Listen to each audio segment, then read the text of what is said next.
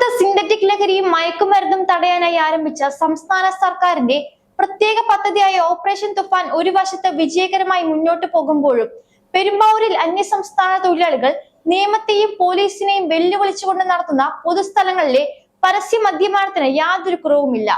Life Malayalam special story. തൂഫാൻ പെരുമ്പാവൂരിൽ ആണടിക്കുമ്പോഴും ഇപ്പോഴും ആടിയില്ലാത്ത ഒരു വിഭാഗമുണ്ട് ഇവിടെ.